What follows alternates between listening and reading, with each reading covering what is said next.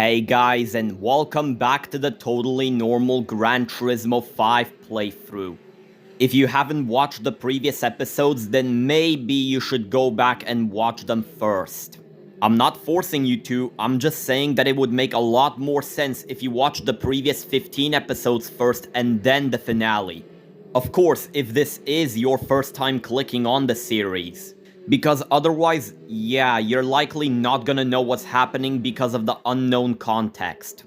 However, if you're all caught up with the series now, welcome. And for the last time, I welcome you back to the world of Gran Turismo 5.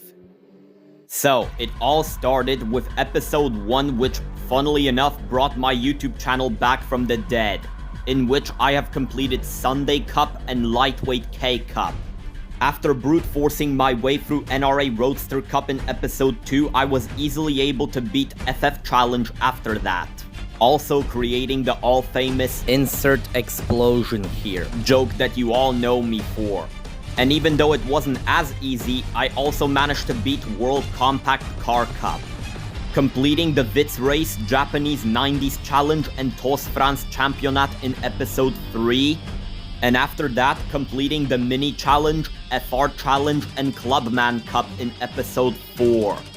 And then I got burned out for 3 months while producing No Money Challenge episode 1. But eventually I came back to the series.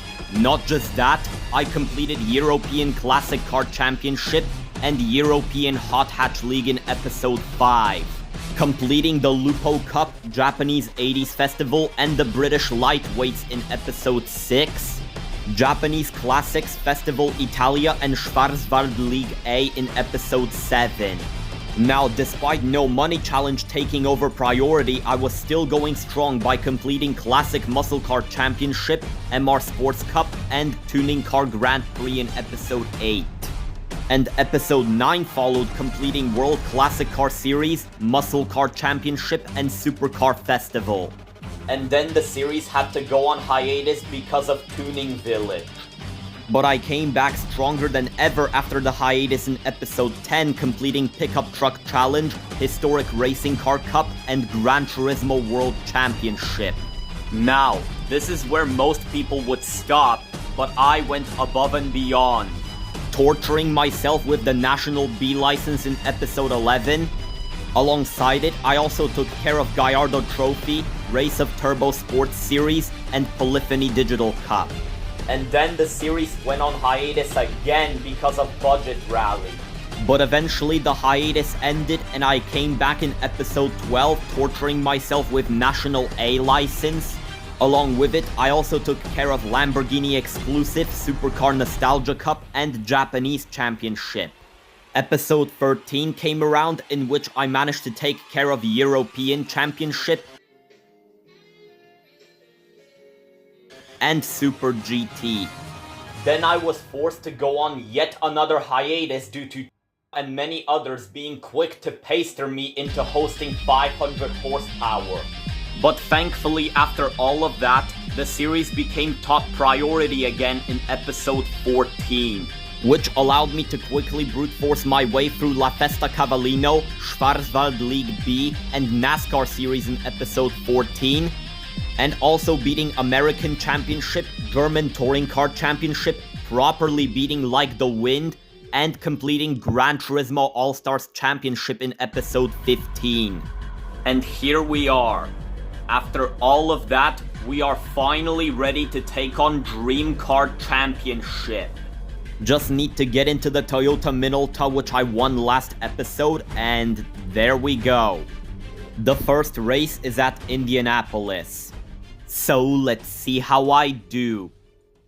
The race instantly began with an insert explosion here, causing me to fall down to last place. Meaning that I now have a ton of ground to cover in the Minolta.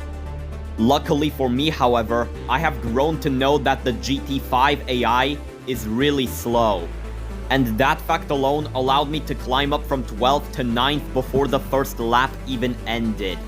And then I managed to overtake my episode 13 self right as the second lap began. Not only that, but I also managed to overtake these 3 LM race cars easily. Then, thanks to Slipstream, I managed to catch up to the GTR Concept LM, which I did smack into, but ended up overtaking it either way. Same for the Ford GT test car and the GT by Citroën race car, as I managed to overtake them on the corner just by turning. Then on the 3rd lap, I managed to catch up to the XJR9 and easily managed to overtake it just like I did with everybody else.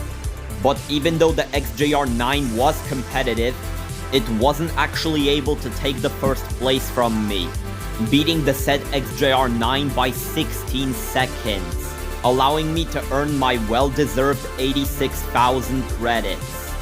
The 2nd race is at Monza circuit, and despite what it may seem, this race didn't actually feature any rain conditions, as you can see in this footage. I immediately tried to overtake the 350Z Concept LMs but failed. I tried to overtake them again and succeeded this time. Not only that, but I also successfully overtook everybody on the literal 1st corner. Yeah, the Minolta is pretty OP here, I'm not gonna lie. But this wasn't the end of my competing with the AI. Insert explosion here. And that alone allowed the AI to catch back up to me. And the worst part is, this wasn't even my only skill issue. Insert explosion here. Which caused me to lose my lead, losing even more time to the leading car as I go into the sand trap on this corner. Now I did try to catch up to the leader using an off-road activity, but it didn't go to plan. Insert explosion here. I am really running out of luck, am I not? Apparently not, as I instantly managed to catch back up to them on this braking zone, easily overtaking the XJR9, and also managing to easily make it past the Ford GT LM and the GT by Citroën. And then right before the 1st braking zone on the 2nd lap, I managed to overtake the Ford GT test car. And after doing some more off-road activities, I easily pulled away and managed to claim my 2nd win of the championship, earning 86,000 credits, which I definitely fought so hard to get. The 3rd race is at Tokyo Route 246, a track which I don't really have a good history with, but that doesn't stop me from trying to win. Once again, I brute forced through the 350Z Concept LMs and the RX-8, and I successfully overtake everyone on the 1st braking zone again. Okay, not everyone, the Ford GT test car managed to overtake me. But even then, the fastest car from Gran Turismo 5 Prologue didn't really stand a chance against the Minolta. And apart from this happening on the 4th lap of the race,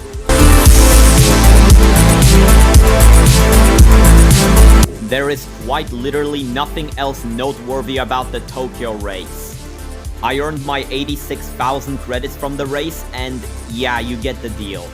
The 4th race is at Le Mans circuit, which, given that I knew this race was gonna be extremely easy, I just decided to give the AI a bit of a head start. I immediately tried to catch up doing an off-road activity, but the RX-8 Concept LM had other plans, sabotaging me and making sure that the shortcut did not benefit me. But that still didn't stop me from catching up to the prototype LM and overtaking it right away. And same for these 5 race cars, which I managed to overtake by doing another shortcut. Also overtaking the RX-8 LM that sabotaged me, and also making it past the duplicate race car.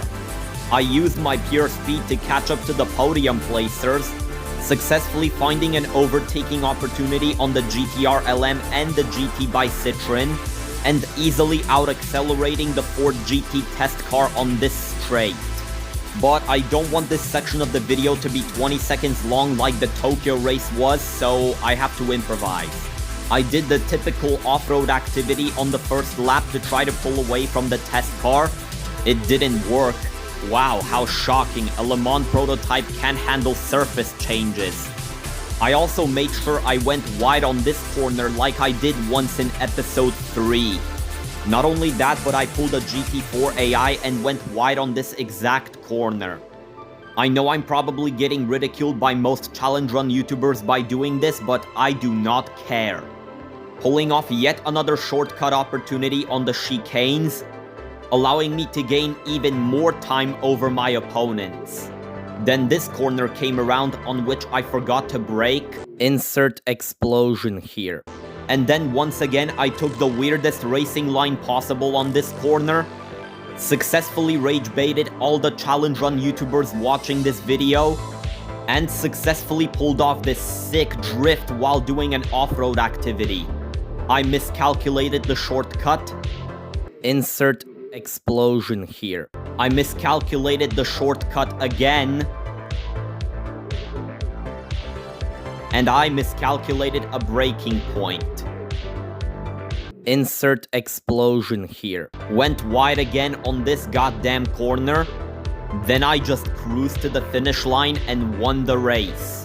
And earned 86,000 credits. The fifth and the final race is at the Nürburgring 24-hour layout. I mean, come on, it's like they're trying to make this easy for me. Immediately, I fly past the two duplicate race cars and the RX-8, and successfully overtake the GTR, the GT by Citroën, and the Ford GT.